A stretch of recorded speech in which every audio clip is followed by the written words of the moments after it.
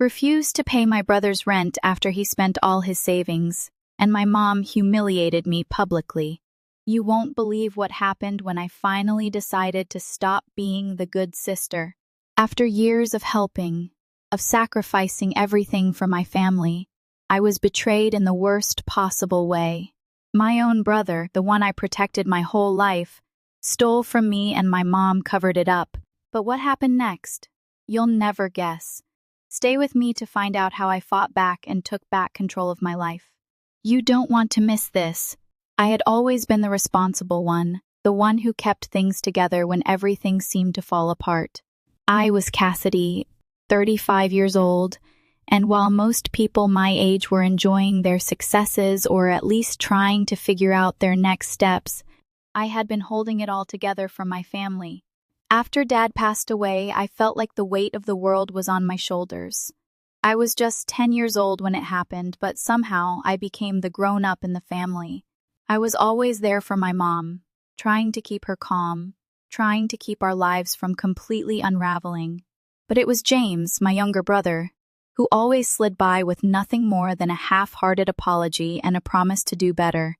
He was 28 now, and things hadn't changed a bit. I was the one working a steady job, paying my bills on time, and putting aside savings for the future.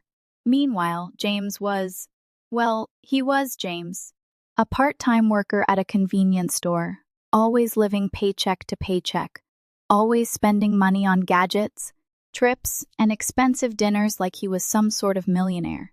I knew this was coming. I could feel it in the pit of my stomach as soon as I saw Mom's name on my phone. It was late, and I had just finished a long day at the office. I was getting ready to shut everything down when I saw the incoming call. The moment I answered, her voice was already filled with panic. "Cassidy, it's James. He can't pay his rent. He's about to be evicted. I need you to help him." My heart sank. Not again. I had helped him countless times in the past. I had covered rent when he lost his job. I had paid for his car repairs when it broke down. And I had even helped him pay for his phone when he forgot to budget. But this time, I had reached my limit. "Mom, I've told you before, I can't keep bailing him out. He's 28. He needs to learn to be responsible." But of course, that didn't sit well with her. She was silent for a beat before firing back. "Cassidy, he's your brother. Family is supposed to help each other." I could hear the disappointment in her voice, and it stung more than I cared to admit. It always did. But I had my own life to manage, my own bills to pay. The last thing I needed was for James to keep making excuses and draining my bank account dry. "I've helped him for years, Mom," I said, my voice steady, though my pulse was racing. "This isn't just about being family. It's about responsibility. He can't keep relying on me to clean up his messes." The call ended awkwardly, and I couldn't shake the feeling that something was about to explode. Sure enough, just 2 days later, I woke up to the worst kind of surprise, a long post from Mom on Facebook. I opened it, dreading what I would find.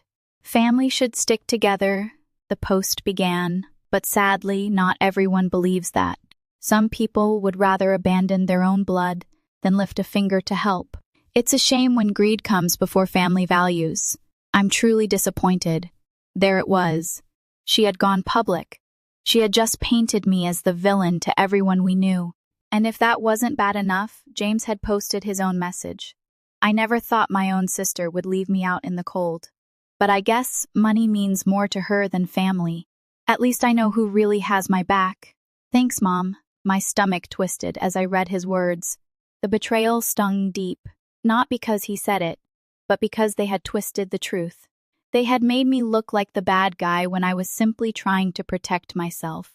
I sat there for a long time, staring at the screen, my hands trembling. The comments kept coming in, one after another. People the first hadn't heard from in years, family friends, distant relatives, all piling on, criticizing me for being selfish and uncaring. How could they not see that I had been the one keeping everything together? How could they not see that I had sacrificed so much for them, and now, when I set a boundary, they turned on me like this? The rage bubbled up from deep inside me. I had done everything for them too much. Maybe, and this was how they repaid me? I was angry, yes. But beneath that anger, there was something else, something sharper.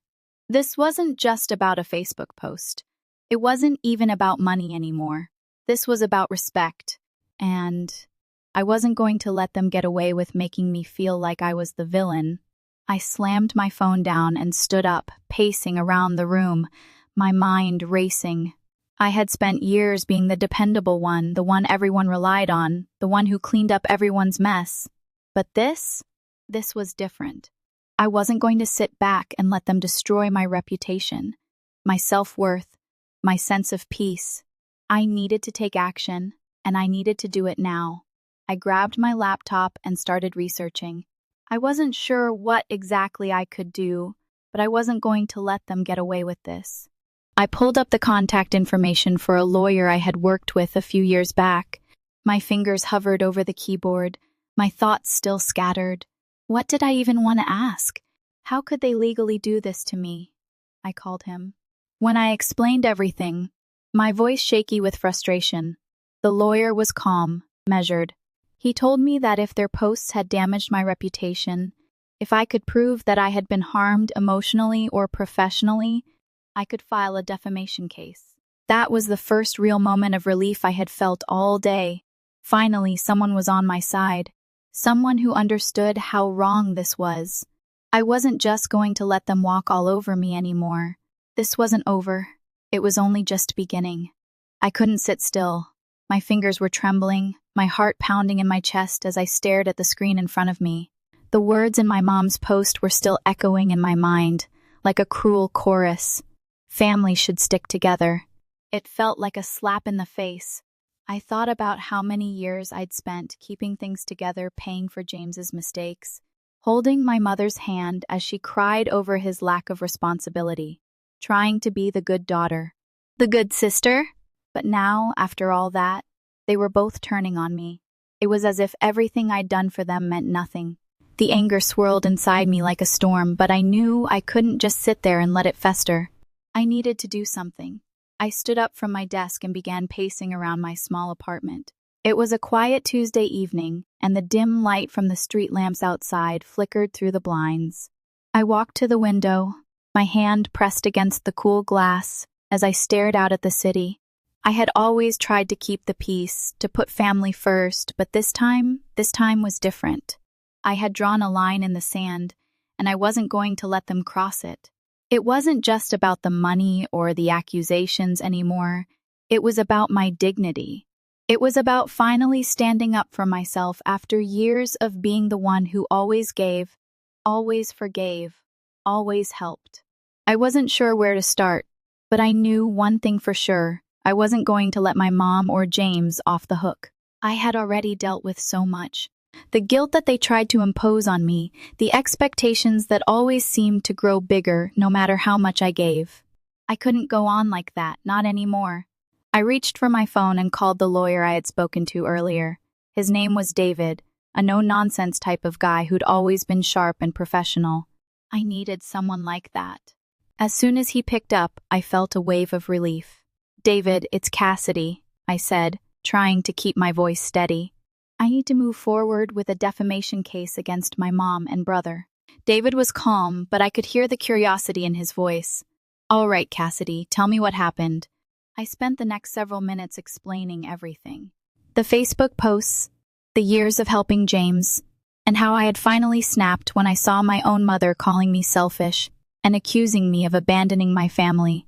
I could hear him taking notes, his voice cutting through the tension in my chest as he calmly processed the details. "You've got a solid case," David said finally. "If you can prove that these posts have harmed your reputation or caused you emotional distress, we can definitely move forward with a defamation lawsuit. But I need evidence. Screenshots, messages, anything that shows the damage." I nodded, even though he couldn't see me. "I've got everything. I've already saved the posts, the comments, everything. I've been preparing for this. I knew something like this might happen eventually." David was quiet for a moment. "Good. We'll need to gather all of that. But I want you to be prepared, Cassidy. This could get ugly." Lawsuits like this don't just disappear, especially when family is involved. I don't care, I replied, my voice firmer now. I've spent years being the one who kept the peace, being the one who took care of everyone. But not anymore. They crossed the line. It's time they faced the consequences. All right, David said, sounding impressed. We'll start by filing for defamation. In the meantime, we'll need to look into your inheritance. If they're trying to steal from you, we'll have a much stronger case. Inheritance. That word hit me like a ton of bricks. I had completely forgotten about the money Dad had left for both James and me. It had been sitting in an account that Mom managed until I turned 25, and since then, I assumed it was safe. But now, I had no idea what was going on with it. I hadn't even thought about it in years. My stomach dropped as I thought about what David had said. James had been a part of the family for so long, but could he really have taken advantage of something like that? I paused for a moment, considering what to do next. David, I said slowly, can you look into my inheritance? I just want to make sure everything is in order. I haven't thought about it in a while. Of course, he replied. We'll start investigating that right away. I'll need the details, and I'll get back to you soon. I ended the call and sat there, staring at my phone, feeling the weight of what was happening. My mind was racing. I had never imagined it would come to this, actually fighting my own family, the people I had always tried to protect. But I knew I had no other choice. I couldn't let them get away with it. The next few days were a blur. I gathered everything I could find, screenshots of the Facebook posts, messages between me and Mom, the text threads where I had helped James yet again. It all felt like I was digging through a graveyard of broken promises and unspoken resentments. I could see now that all the times I had helped James, all the times I had forgiven him, had been for nothing. They had taken me for granted, and I was done with it. A week later, David called me with some news that sent a chill down my spine. Cassidy, he said, his voice tight, I've got some bad news. We've been looking into your inheritance, and it seems James has been withdrawing money from your share for the last 5 years. I couldn't breathe. What? Are you serious? Yeah, David said. It looks like he somehow gained access to the account after you turned 25 and has been pulling out significant amounts of money, more than I think you even realize. My hands were shaking as I tried to process what he was telling me. I had no idea James had been doing this. I had trusted Mom to take care of it, trusted her to manage the inheritance responsibly. How could this happen? I whispered, more to myself than to David. It's possible your mom didn't know, David said, his voice calm. But either way, it's a serious breach. It's theft, plain and simple. The world around me felt like it was spinning. My brother had stolen from me, not just from me, but from Dad's memory. That money had been meant for both of us, to help us after he passed. And now it was gone. Spent on things like vacations and electronics things I couldn't even afford for myself. I had been working hard every day, pinching pennies to save for the future, while James was living a life of luxury at my expense. I felt sick. But it wasn't just the money. It was the betrayal. The knowledge that my own family, my own mother, had allowed this to happen. I had trusted her. I had believed that we were in this together, that we would take care of each other, but all along, she had been making excuses for James's behavior. Boys are different, she'd always said when I complained about him. He just needs time to figure things out. Time? He had had plenty of time, and all he had done with it was take and take, never once caring about the damage he was doing to the rest of us. I hung up the phone with David, my mind reeling. I didn't know what to do next, but I knew one thing: I wasn't going to let this go. If James thought he could get away with this, he was wrong. And if my mom thought she could continue enabling him, she was wrong too. I had already lost so much in this family. My dad, my trust in my mother, but I wasn't going to lose myself too. The next day, I called Mom. My voice was steady, but I could feel the anger simmering beneath the surface. Mom, I said, trying to keep my cool. I know what's been going on with the inheritance. There was a long silence on the other end. What are you talking about? She asked, her voice suddenly small, almost guilty. I know James has been taking money from my share, I said, trying to keep the tremor out of my voice. I have proof. I could hear her scrambling on the other end of the line. Cassidy, please, she pleaded. He needed it. He promised he'd pay it back. I didn't think it was a big deal. A big deal? I snapped. It's my money, Mom. You let him steal from me, and you never said anything. The conversation went nowhere. It was the same old excuses, the same tired justifications. But now I knew the truth, and there was no going back. This was bigger than just me. This was about my life, my future, and the lies that had been told to cover up the truth. I wasn't going to let them win. Not this time. I know you're wondering how far can a family betrayal go? And what happens when you decide enough is enough? Will my mom come clean, or will she protect my brother? I'm not sure what's coming, but it's going to shock you. Do you think I was right to take legal action? Comment 111 if you think I should have stood my ground, or woo 225 if you think I took it too far. I sat at my kitchen table, the glow from the laptop screen illuminating my face as I stared at the email from David. The subject line read, Inheritance Investigation Findings, and my hands were trembling as I clicked it open. I had been holding my breath for days, wondering what he would uncover, and now it was all laid out in black and white in front of me. I quickly skimmed through the document, but then I had to stop and reread it. My mind couldn't fully comprehend what I was seeing. For the past 5 years, James had been withdrawing money from the inheritance my father left for both of us. Money that was supposed to be mine. The amount he'd taken was staggering. Thousands of dollars gone. I felt my heart stop in my chest. How could he have done this? How could he have stolen from me, from Dad's memory, and from everything I had worked so hard to build? I closed my eyes, trying to steady my breathing, but the anger bubbled up from deep within me. It wasn't just the money, it was the betrayal. James had been living his life, enjoying trips, buying gadgets, going out to eat at fancy restaurants, while I had worked long hours, cut back on every unnecessary expense, and saved every penny. I had struggled to stay afloat, and here he was, living like everything was fine, while he was draining the very foundation that was supposed to support me. And my mom? How could she have let this happen? How could she have let him take what wasn't his without so much as a second thought? I felt a knot tighten in my stomach. All the years of defending him, all the times I had tried to be the understanding older sister, had led to this moment, and what did I get for it? Public humiliation, betrayal. This wasn't just about the money, it was about everything they had taken from me, the trust, the respect, and the family bond I had once believed in. I was done being the one who cleaned up their messes. Done being the one who sacrificed so much for a family that only took and took. I took a deep breath and picked up my phone. I needed to talk to David. The first needed to know what my next steps were.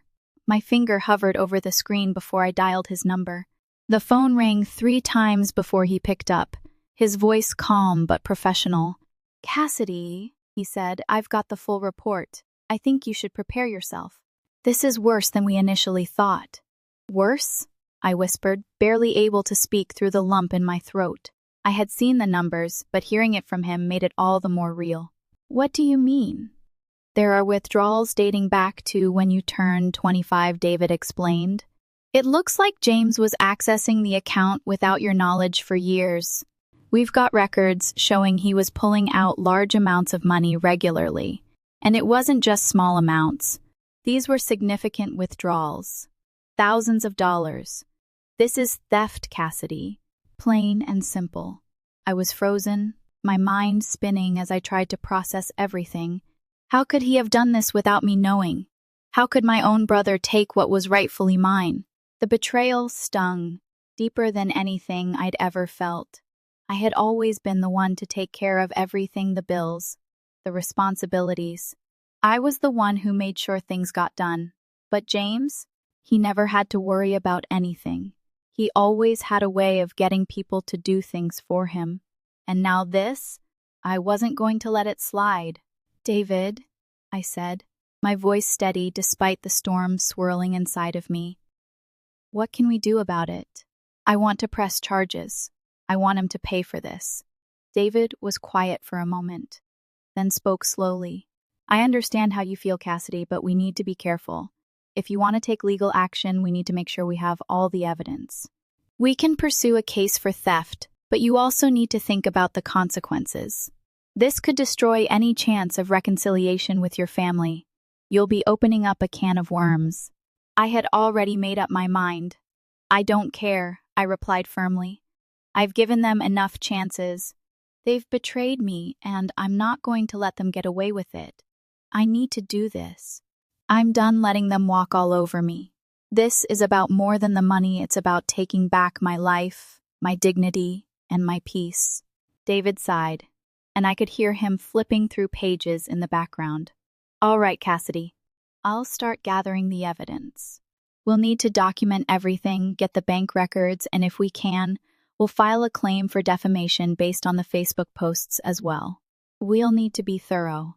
I hung up the phone, a sense of relief washing over me. At least now, I was doing something. For so long, I had felt like I was stuck in a never-ending cycle of helping, forgiving, and being let down. But not anymore. This was the end of the line. I wasn't going to be the person who constantly fixed everything for them. I was going to take control of my own life and force them to face the consequences of their actions. The next few days were a whirlwind. I started gathering everything I could, screenshots of the Facebook posts, the messages from Mom where she begged me to help James, and now these horrifying bank records. I was starting to see the bigger picture. My mom had been enabling James for years, covering up his mistakes, and never once holding him accountable for his actions. I had tried to talk to her, tried to reason with her, but she always defended him. He's just a boy, she would say. He's still learning. Still learning? He was 28. He was an adult. And yet, somehow, she never saw him as one. I had always hoped that one day she would see the truth, that she would realize how unfairly I had been treated, how much I had sacrificed for the family. But now, as I stared at the bank statements, I saw just how deep this betrayal ran. It wasn't just about James anymore, it was about everything. The trust that had been shattered, the years I had spent believing that my family was my safety net, when in reality they were the ones pulling me down. But I couldn't dwell on it. I had a plan. I was going to fight for myself. I wasn't going to let them manipulate me anymore. I was done being the person who always fixed things for everyone else. It was my turn to be the one in control. As the days passed, I prepared for the inevitable confrontation with Mom. I knew it wasn't going to be easy. I knew she would try to make excuses, try to guilt-trip me into backing down. But I couldn't back down. Not this time. I had been pushed to my limit, and now I was ready to face whatever came next. I was done being the dependable one. It was time for me to finally take care of myself. The days after I called David were a blur of restless nights and frantic days. I was consumed by anger, confusion, and a sense of betrayal that I couldn't shake. I kept thinking about James, sitting somewhere, probably laughing with his friends, spending money that wasn't his while I sat at my kitchen table, poring over legal documents and bank records. How did he do it? How did he take what was mine without so much as a second thought? And my mom, she had known. She had to have known. I wanted to believe she didn't, but deep down, I knew she had to have seen the withdrawals. She had been the one managing everything. How could she not have noticed? The more I thought about it, the more furious I became. This wasn't just about the money anymore. It wasn't even just about James's betrayal. It was about how deeply my own family had taken me for granted. I had always been the one who stepped up when Dad died, when Mom needed help, when James messed up again and again.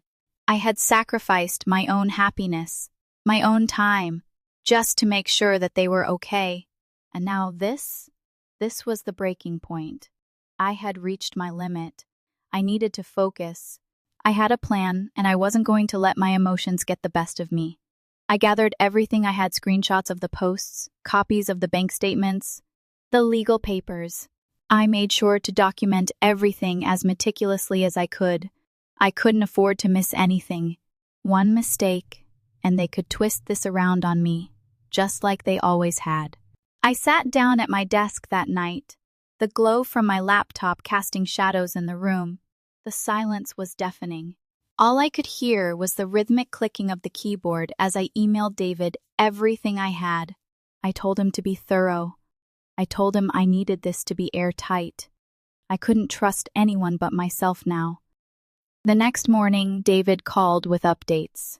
My heart raced as I saw his name on the screen. I didn't know if I was ready for what he would say, but I answered anyway.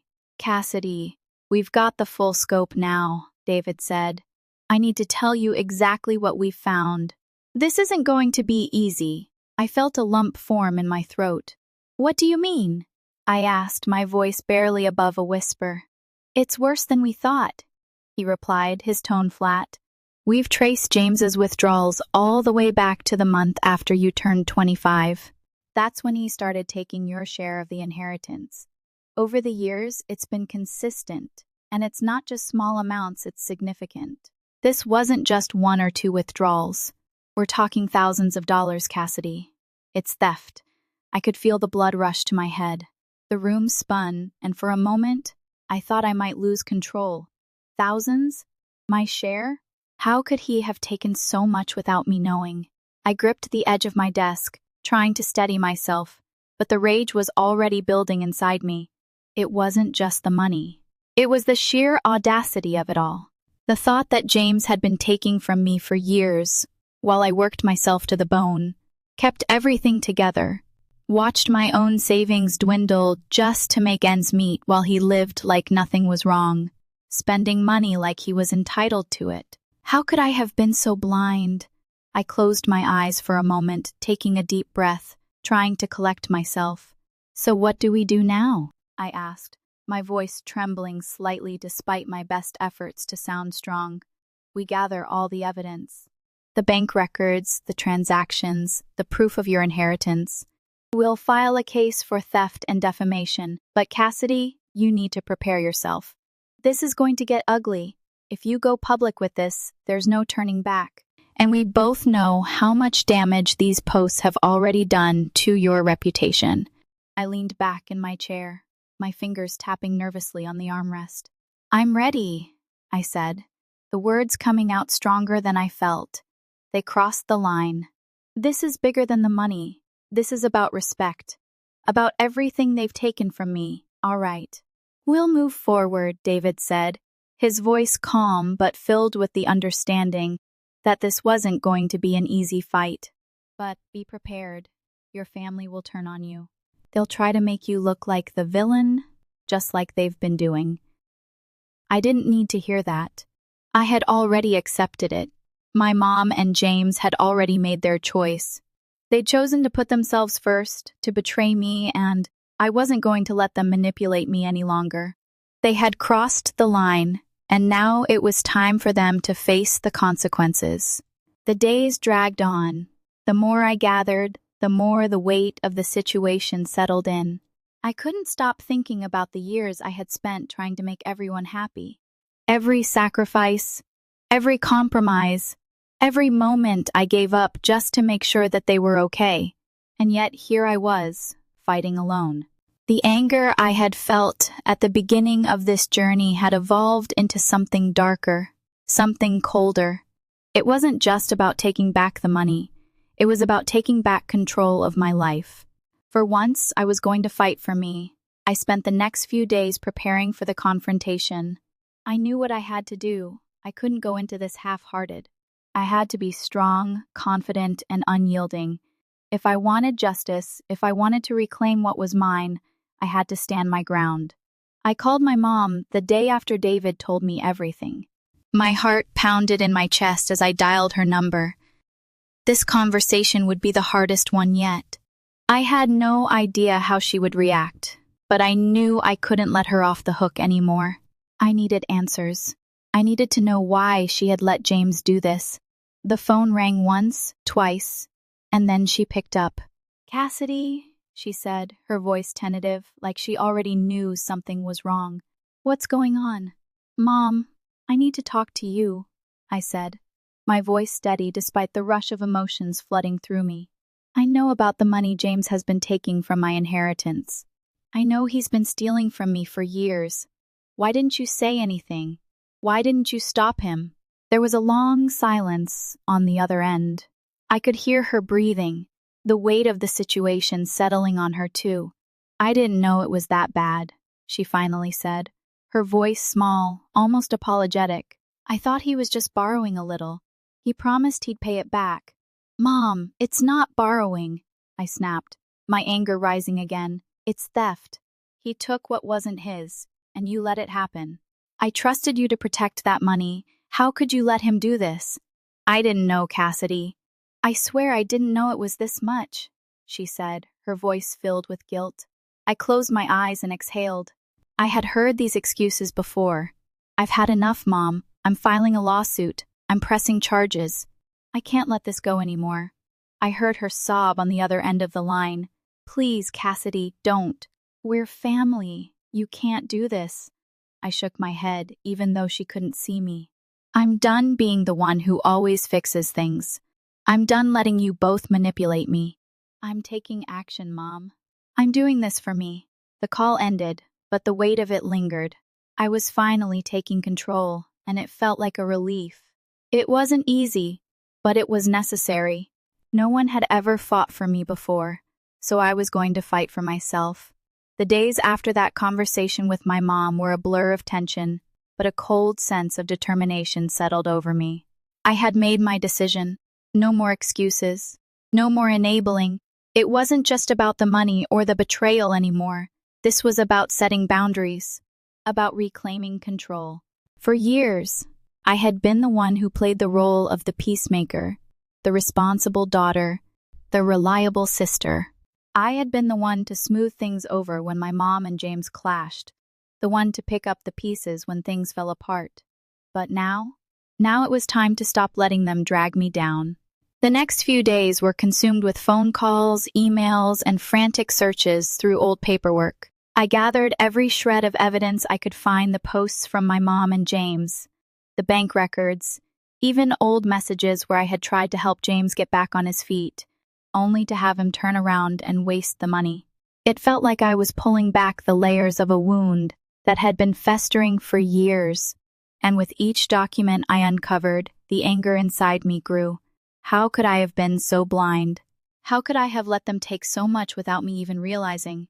I sat in my living room one night, laptop open, staring at the screen. The dim light from the street lamp outside flickered in the window, casting long shadows across the room. It was quiet, except for the occasional click of the mouse as I sifted through pages and pages of receipts and bank statements. I could almost feel the weight of the situation pressing down on me. The pressure in my chest made it hard to breathe, but I kept going. There was no turning back now. I clicked on a folder labeled Inheritance Documents and pulled up the statement. I had barely touched this account in years, assuming it was safe, assuming it was protected. But James had found a way. He'd found a way to access the funds meant for both of us, and I hadn't even noticed. I felt my stomach twist as I scrolled through the transactions. There it was, withdrawal after withdrawal, some for thousands of dollars, all without my permission. Each one felt like a slap in the face. And my mom, she had to have known. She had been the one overseeing everything until I turned 25, and even after that, she kept close tabs on the account. But she never said a word. She never stopped him. I was furious. Furious at James for his selfishness, for his entitlement, for his complete disregard for the fact that I had worked hard to build my life. Furious at my mom for protecting him, for giving him the benefit of the doubt when he didn't deserve it. I had done everything for them. I had given up so much of myself just to make sure they were okay. And this is how they repaid me? By turning me into the villain in their little drama? No, I wasn't going to let this go. The next morning, I called David again. He was always calm, always measured, but I could hear the weight of the situation in his voice when he picked up. "Cassidy," he said, "we've got everything we need to proceed. The bank records are clear, and the defamation case is solid. But I need to warn you again, this won't be easy. Your family is going to fight back, and they'll try to discredit you." "I'm ready for it," I said, my voice steady despite the storm inside me. "They've already discredited me. I'm not backing down. I can't. This is about more than money. This is about the years I've spent sacrificing everything for them, only to be left with nothing but resentment and betrayal. I'm not going to sit back and let them ruin me." David paused for a moment, and when he spoke again, there was a note of approval in his voice. "All right, we'll move forward, but you need to be prepared. They're not going to let this go without a fight, and you have to be ready for the emotional toll it's going to take." I nodded, even though he couldn't see me. I wasn't afraid of the toll. I had already been through the worst of it. This wasn't going to break me. I had been broken for far too long. That night, I couldn't sleep. The weight of what was happening, the impending confrontation, kept me awake. I kept replaying the conversation with my mom in my head, the guilt in her voice, the pleading tone. It was clear she was trying to manipulate me into backing down. She always did that. She always made me feel like I was the one in the wrong, like I was the one who needed to apologize, even when I was the one being hurt. But this time, I wasn't going to let her. I wasn't going to let her guilt trip me into staying quiet. The next morning, I sat down at my kitchen table, coffee in hand, staring at the email from David. It was time to take the next step. I had to face my mom, face James, and demand accountability. I couldn't let them continue to manipulate me, continue to treat me like I was nothing more than a doormat. I had spent too many years trying to please them, trying to keep the peace, trying to be everything for everyone. But no more. I picked up the phone and dialed my mom's number. My hand shook as the phone rang. I knew what was coming, but I wasn't prepared for the wave of emotion that hit me when she finally picked up. "Cassidy," she said, her voice tentative. "What's going on? Is this about the inheritance?" I swallowed hard. "Yes, Mom. It's about the inheritance. And it's about James. I know he's been taking money from my share, and I know you've been covering for him. You let this happen, and I need you to admit it." There was a long silence on the other end. I could hear her breathing, but she didn't say anything. "Mom," I said, my voice firm now, "I need you to be honest with me. How could you let this happen?" Her voice cracked when she finally spoke. "I didn't know it was that bad, Cassidy. I swear. He promised he'd pay it back. I didn't think it was a big deal." "Mom," I said, my voice shaking with anger, "it's not about paying it back. It's theft. And you let him do it." The silence on the other end was deafening. For a moment, I thought she was going to hang up on me. But then she spoke, her voice quieter now. "I'm sorry, Cassidy. I didn't mean for this to happen. I couldn't believe it. I had waited so long for her to take responsibility, to finally admit that she had been wrong. But now that she was doing it, it felt like too little, too late. I'm not doing this for you, Mom. I'm doing this for me. I'm filing the lawsuit, I'm taking action, and you're going to have to live with the consequences." She tried to plead with me, but I wasn't listening. I had heard enough. This wasn't just about the money anymore. It was about reclaiming my life, my dignity. And for the first time in a long time, I felt powerful. I had taken control. I wasn't going to let them get away with this any longer. I sat on the edge of my couch, phone pressed to my ear, my heart racing in my chest. I could feel the sweat beginning to beat on my forehead as I listened to my mom, her voice crackling through the line, trying to explain herself. But there was nothing she could say now. There was nothing that would fix this. "Cassidy, please," she pleaded, her voice thick with desperation. "You don't understand. James, he's been struggling. I thought he needed the money to get back on his feet. I never realized how bad it had gotten. Struggling? Struggling?"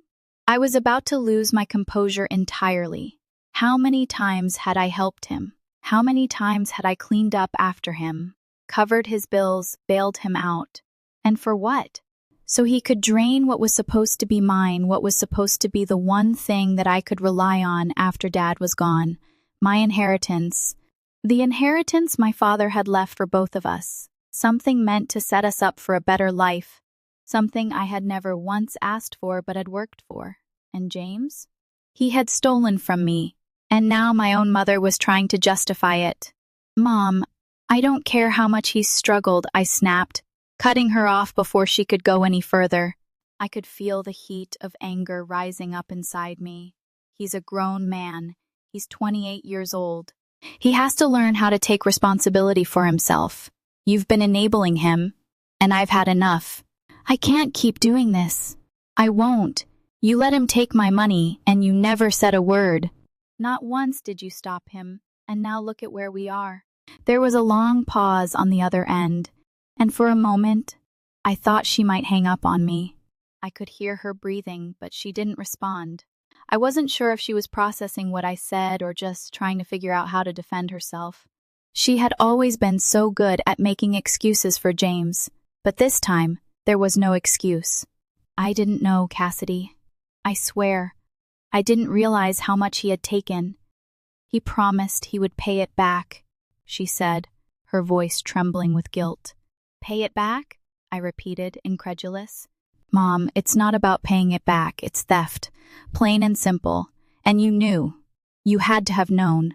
You were the one managing the account. You let him take what wasn't his, and you never said anything. All the while, I've been working myself to the bone, making sacrifices, just trying to keep things together. And this is how you repay me? I was shaking now, my breath coming fast and shallow as I stared out the window. The city lights below flickered in the darkness, but all I could see was the betrayal. I couldn't believe I was standing here, arguing with my mom, the woman who had always told me family comes first, who had always said we should look out for each other. And yet here I was, the one left to clean up the mess, the one being painted as the villain for finally standing up for myself.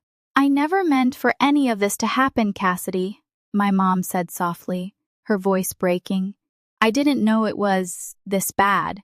He was just in a bad place. I thought he needed help. I closed my eyes, trying to calm myself, but the rage I felt was boiling over. He's not a child, Mom. He's not a teenager anymore. He's an adult, and he needs to figure his own life out. I can't keep being the one who bails him out. I can't be the one to fix all his problems when he doesn't care about anyone but himself. And you're just letting him do it. You've let him use me for years, and I can't do it anymore. There was a long silence. I didn't know what to say anymore. I had said everything that needed to be said, and yet it felt like it wasn't enough. My mom had heard me, but she wasn't listening. I could hear the guilt in her voice, the hurt, but there was something else too, a resignation, maybe? She wasn't going to stop defending James. She wasn't going to take accountability for what she'd allowed to happen. I had to make her understand. I had to make her face the reality of what this had cost me. You don't get it, Mom, I said, my voice low, but sharp with conviction. I've spent years trying to be the one who makes everyone happy, trying to be the one who fixes everything. But you've taken advantage of me. You've both taken advantage of me, and I'm done. I can't keep doing this. You want me to forgive him? To forgive you? Fine. But I'm not going to stand by and let you both ruin me anymore. I'm filing the lawsuit. I'm taking this to court. I'm getting what's mine, and I'm getting justice. I could hear my mom's voice crack again, this time more desperate, more pleading. Cassidy, please don't do this. You're my daughter. You're my family. We've been through so much together. You can't just throw all of that away. I felt a pang of guilt twist in my chest, but it wasn't enough to make me back down. You should have thought about that before you let James steal from me. Before you let this whole thing get out of control. I'm doing this because I can't let you walk all over me anymore. I have to take care of myself now. I've spent too long taking care of you both. The line went quiet for a moment, and I knew she was processing everything I had said, but I wasn't waiting for her to accept it. I wasn't waiting for her to forgive me or apologize. I had made my decision and there was no turning back. I'm going through with this, Mom, I said firmly. This is happening, and you're going to have to live with it. Maybe someday we can talk about what happened, but not now. Not until you can admit that you let this happen and you can finally stop protecting James at my expense. I ended the call before she could respond, feeling a strange mixture of relief and sadness wash over me. It wasn't the way I had imagined this conversation going, but it was the way it had to go. I had taken my first step in reclaiming my life. The hardest part was over. I was ready for what came next. They were going to have to face the consequences of their actions, and so was I. But one thing was certain, I wasn't backing down now. The day of the court hearing finally arrived, and I had never felt more nervous and yet, oddly, more prepared. I had spent so much time agonizing over this moment, replaying every conversation, every argument, every instance where I had been the one to give and give, only to be left with nothing in return. But today was different. Today, I was standing up for myself. Today, I wasn't going to let my family continue to treat me like a doormat. The courthouse loomed in front of me like a cold, imposing building, its stone facade unfeeling, indifferent to the emotions swirling inside me. I stepped out of my car and took a deep breath, trying to steady my nerves. My palms were sweaty, my heart pounding in my chest, but I pushed forward. I had come this far, and there was no turning back now. As I walked into the building, I kept my head high. I was done hiding. I was done second-guessing myself. This was my fight now, and I was ready for it. The hallway inside the courthouse smelled faintly of dust and old wood. It was the kind of place that made you feel small, insignificant. I glanced at the clock on the wall and saw we still had a few minutes before the hearing would begin. I wasn't sure if the quiet was a blessing or a curse. On one hand, it gave me time to gather my thoughts. On the other, it gave me too much time to think, to replay every mistake, every wrong move. But no matter how many times I thought about it, I kept coming back to the same conclusion. This was what needed to happen. I had to make them see, to make the judge see, that what James and my mom had done was unacceptable. As I sat in the waiting area, my legs restless and my mind racing, I felt my phone vibrate in my pocket. It was a message from my lawyer, David. You've got this. Stay calm. We're prepared. I couldn't help but smile a little at his reassuring words. It was exactly what I needed to hear. David had been a rock through all of this. Always calm, always focused. And now, it was my turn to step into the ring. I stood when I heard my name called. I felt a chill run down my spine as I walked into the courtroom. My eyes immediately locked on to James sitting on the other side of the room. He was staring at his shoes, looking as though he'd rather be anywhere but here. But there was a part of me, a dark part, that almost relished the sight of him squirming. He wasn't the confident, entitled person he used to be. Today, he was the one being judged. Today, I was finally taking control. Mom was sitting next to him, her hands clasped tightly in her lap, her face pale. She wouldn't look at me. I couldn't tell if she was ashamed, or if she was just trying to avoid the truth. I couldn't read her anymore. All I could feel was the hurt and the anger that had been building up for so long. This was the woman who had taught me about loyalty, about family. And yet here she was, defending a man who had stolen from me, who had used me, and had never once apologized. The judge entered the room, and everything fell silent. I stood with the rest of the people in the courtroom, my hands trembling, but my resolve unwavering. The judge, a woman with a stern expression, called the case to order. I took a deep breath as she looked at each of us in turn, acknowledging the seriousness of the situation. The lawyer representing James and Mom stood first. He was a slick guy, dressed in a sharp suit, exuding an air of confidence that seemed completely out of place given the nature of the case. Your Honor, he began, his voice smooth, we acknowledge that there have been some financial discrepancies. However, we ask that the court consider the emotional turmoil this family has been under. James has faced immense hardship, and his actions, though unfortunate, were not done with malicious intent. He simply needed help, and his sister Cassidy has always been the one to support him. This is a family matter, and we request that the court show compassion. I wanted to scream. I wanted to stand up and shout that this wasn't about compassion. This wasn't about some poor, misguided soul who made a few bad decisions. This was about theft. This was about someone my own brother stealing from me for years, and my mother, the woman who was supposed to protect me, looking the other way. But I stayed silent, gripping the edges of the chair, waiting for my turn. When my lawyer, David, stood up, I finally allowed myself to exhale. He was sharp, precise, and calm, everything I wasn't feeling at that moment. "Your Honor," he began, "we have provided evidence of multiple withdrawals from Cassidy's inheritance, totaling thousands of dollars. These transactions were made without her consent and without her knowledge. The funds were meant for her, and instead they were taken by her brother, James, with the knowledge and complicity of their mother. The emotional distress caused by these actions cannot be overstated. Cassidy has worked tirelessly to take care of her family, sacrificing her own financial security for years. It's time that this court holds the defendants accountable." His words hit me like a wave. I felt a sudden surge of emotion, anger, relief, but most of all, validation. This was it. This was the moment I had been waiting for. For the first time, someone was standing up for me. Someone was acknowledging the damage they had done. I could feel the weight lifting off my shoulders. I wasn't alone anymore. When the judge turned to face James, the room fell even quieter. She asked him directly, "James, do you understand the seriousness of these actions?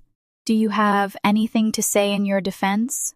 James looked up, but his face was filled with uncertainty. He shifted uncomfortably in his seat, his eyes avoiding the judge's gaze. "I didn't mean for it to go this far," he stammered. "I thought I could pay it back. I didn't think it was a big deal. I was just trying to get by." I couldn't help it. I leaned forward in my seat, glaring at him. "It was my money, James.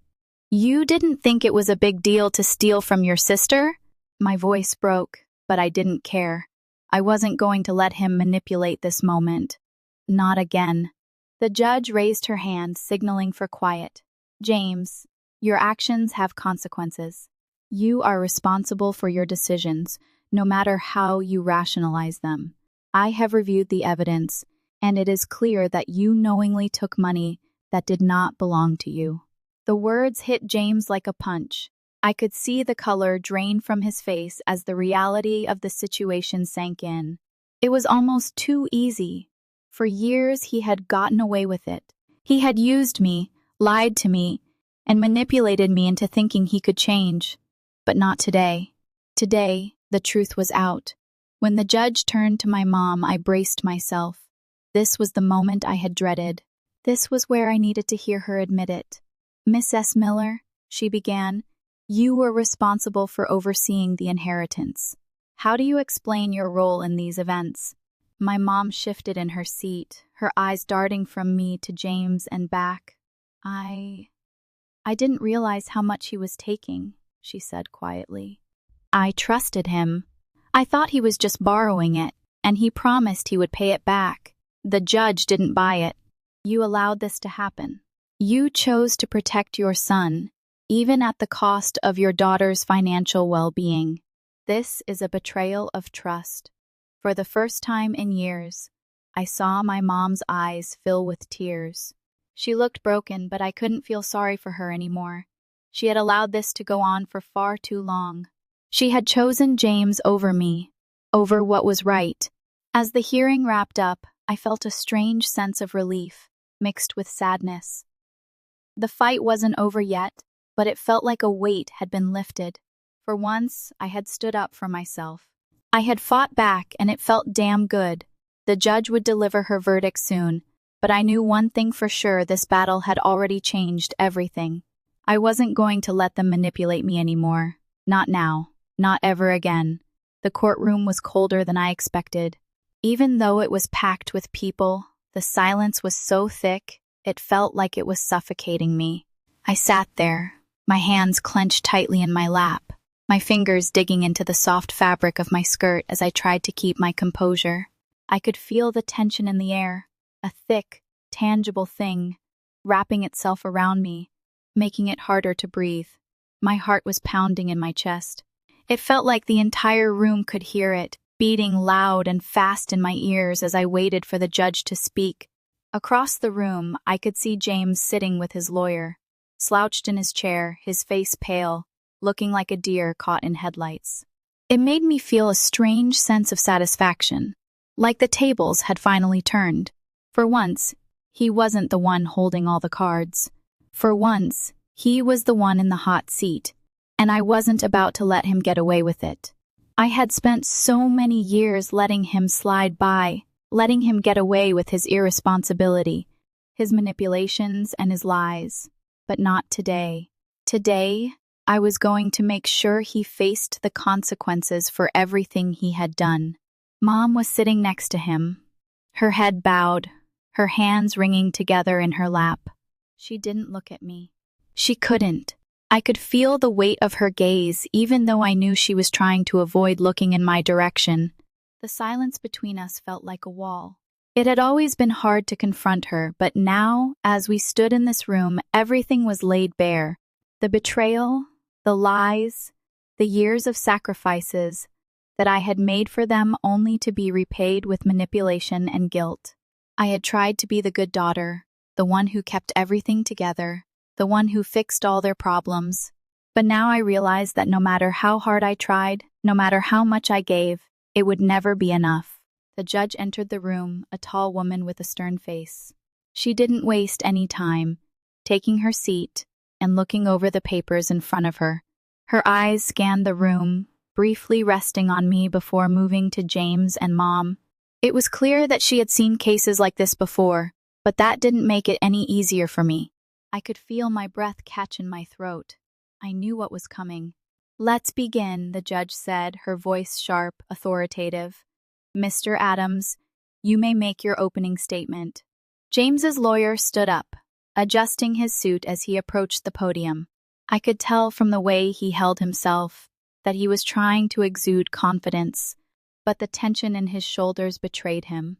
"Your Honor," he began smoothly, "we acknowledge that there have been financial irregularities. However, we submit that this is a family matter, one that has been blown out of proportion. James has been through significant personal struggles, and his actions, while unfortunate, were not done with malicious intent. We ask for the court's understanding and compassion as we work to rectify this issue." I wanted to stand up and scream. Compassion? Understanding? James hadn't shown any compassion or understanding when he'd stolen from me, when he'd manipulated me into giving him money over and over again. But I stayed seated, clenching my fists in my lap as I listened to the defense's argument. It wasn't about understanding. It wasn't about helping a struggling person. It was about a grown man stealing from his own sister. And I wasn't going to sit back and let him get away with it. David, my lawyer, stood next. He was calm, collected everything I wasn't feeling at the moment. His voice was steady as he began, "Your Honor, the evidence is clear. For years, James has been withdrawing from Cassidy's inheritance without her knowledge or consent. These withdrawals were significant thousands of dollars that he used for his own personal expenses. We have proof of these transactions, and we have screenshots of social media posts where Cassidy has been publicly shamed by her own family for simply asking for accountability." I felt a knot tighten in my stomach as David spoke. It was all true. Every word. All the years I had spent sacrificing for them. All the times I had tried to be the dependable one only for it all to come crashing down like this. And now, here I was, asking for justice, asking for something I should have had from the beginning, respect. David continued. "Cassidy has been more than generous in supporting her family. She has given up her own financial security to help James in the past, only to have her generosity taken for granted. This is not a case of helping a family member. This is a case of theft. James took money that did not belong to him And his mother, despite managing the account, allowed it to happen. I could feel my heart pounding in my chest, but this time, it wasn't from fear. It was from the need to be heard, to make sure the truth was finally out in the open. I wasn't going to be silenced anymore. The judge turned her attention to James. James, do you have anything to say in your defense? James shifted in his seat, looking down at his hands, avoiding the judge's gaze. When he finally spoke, his voice was low, almost a whisper. I didn't mean for things to get this far, he stammered. I was struggling. I thought I could pay it back, but I guess I just didn't. I couldn't believe it. The nerve of him. How could he sit there, after everything he had done, and act like he had no responsibility? His excuses meant nothing to me. They didn't take away the years I had spent cleaning up his messes. They didn't make up for the trust he had broken. The judge looked at him, her expression stern. You knew exactly what you were doing, James. You took money that did not belong to you, and you used it for your own gain. The court cannot condone this kind of behavior. I couldn't help the small, triumphant smile that tugged at my lips. Finally, someone was holding him accountable. Finally, someone was seeing through his lies. Then the judge turned to my mom, Miss S. Miller. As the guardian of the inheritance, you are responsible for overseeing the account. How do you explain your role in this matter? My mom shifted in her seat, looking uncomfortable. She hesitated, then spoke, her voice barely audible. I didn't realize how much he had been taking. I trusted him. I thought he was just borrowing it, and he promised to pay it back. I clenched my jaw, the anger bubbling inside me. Mom, it's not about borrowing, I said, my voice tight. It's about theft. You let him do it, and you didn't stop him. You let him take what was mine, and you didn't say a word. The judge didn't respond immediately. Instead, she looked down at the papers in front of her, deep in thought. I could feel the weight of the silence hanging in the air. The room seemed to hold its breath as we waited for her to speak. When she finally did, her voice was firm. You too had a responsibility, Miss S. Miller. You allowed this to happen. You were complicit in your son's actions, and that cannot be overlooked. For the first time in what felt like forever, I saw something in my mom's eyes, guilt.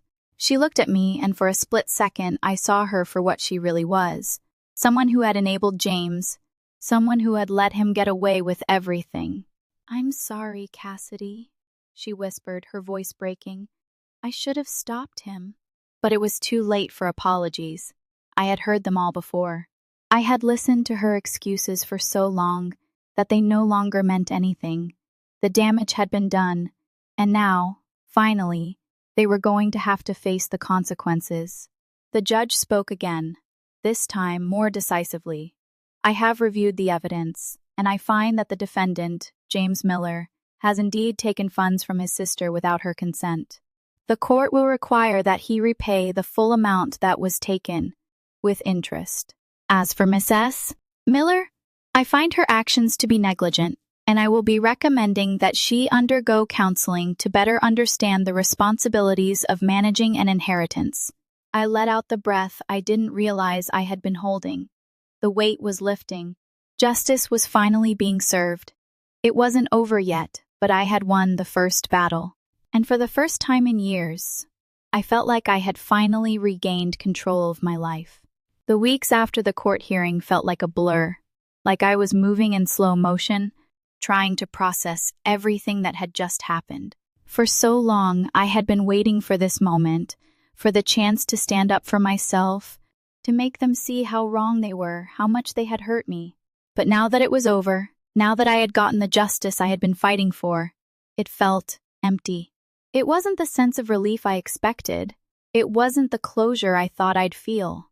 Instead, it was like I was standing in the ruins of everything I had worked so hard to build. The days felt long, drawn out.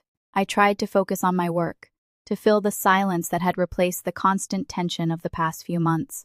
I threw myself into my job, working late, staying busy, trying to avoid the nagging feeling that kept gnawing at me. The truth was, It wasn't just the money that I was angry about. It wasn't even the betrayal of my brother.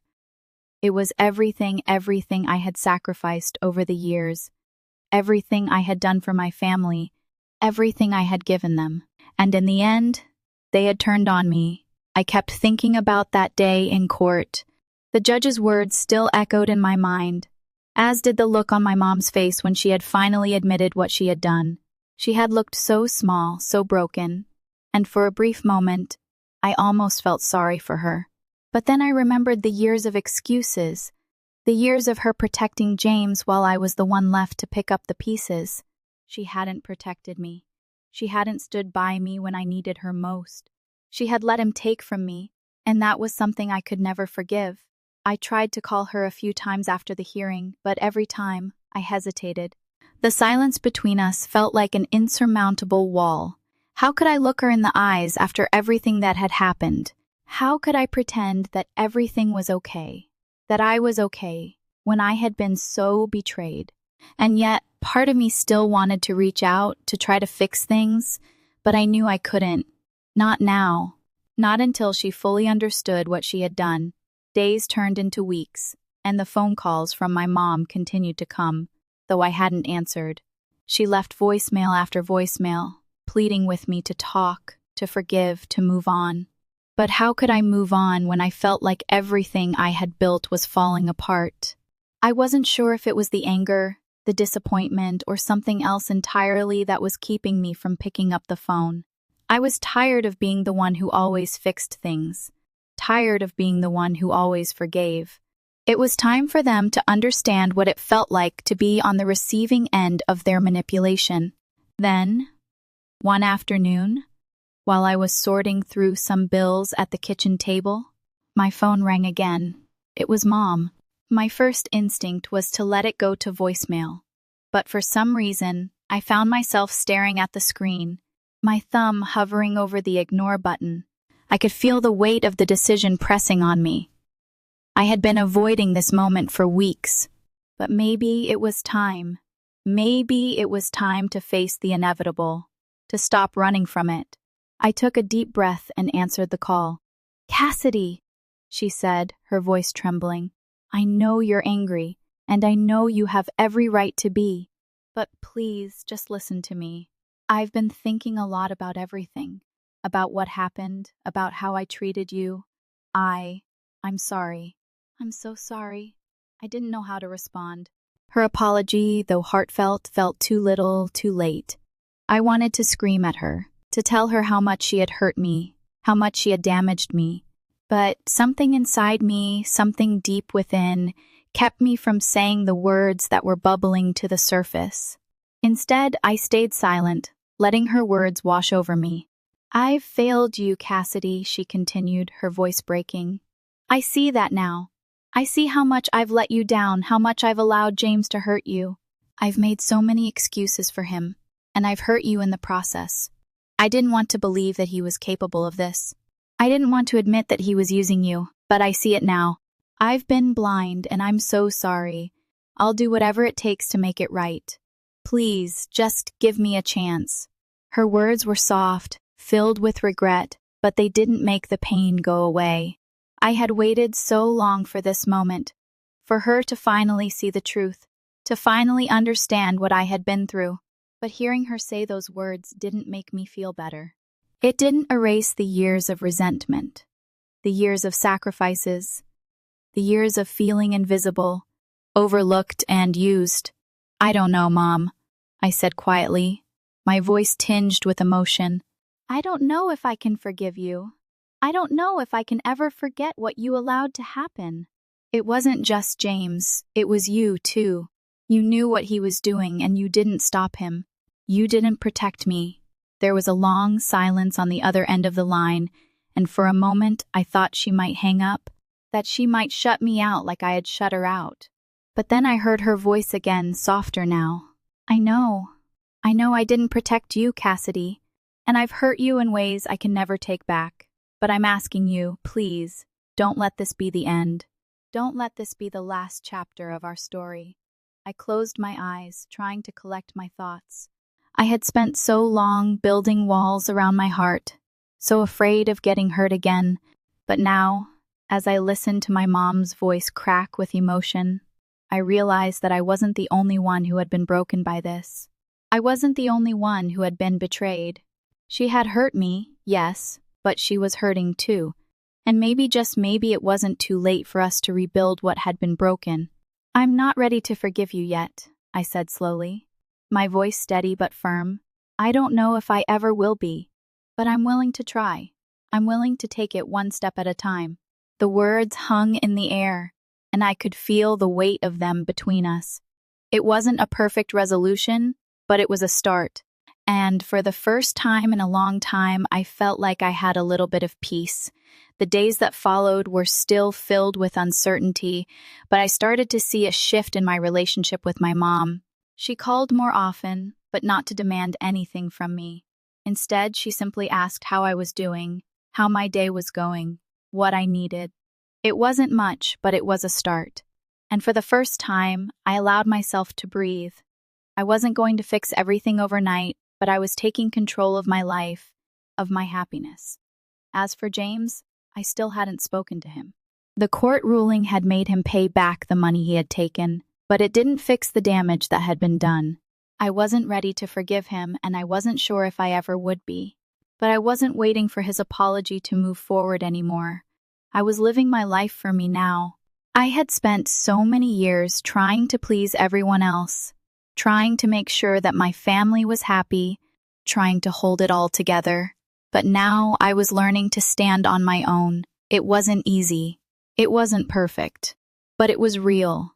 And for the first time in a long time, I felt like I was finally living for myself. You've watched the whole story unfold, but here's the twist: what happens when you finally take back control after years of being pushed aside. Did I get the justice I deserved, or did I make a huge mistake? You won't believe the emotional price I paid for standing up for myself. What would you have done? Let me know in the comments below. Do you think I handled it right or went too far? This isn't over yet. The lesson I've learned through all this is simple but powerful. You have to set boundaries, even with family. For years, I put everyone else's needs above my own, but in the end, I was the one left empty. You cannot allow anyone, no matter how close they are, to take advantage of your kindness. Self-respect and self-care are not selfish, they're necessary. Don't be afraid to stand up for yourself. Speak up, take control, and never let anyone make you feel guilty for protecting your peace. You deserve it. Life isn't about pleasing others, it's about honoring yourself first.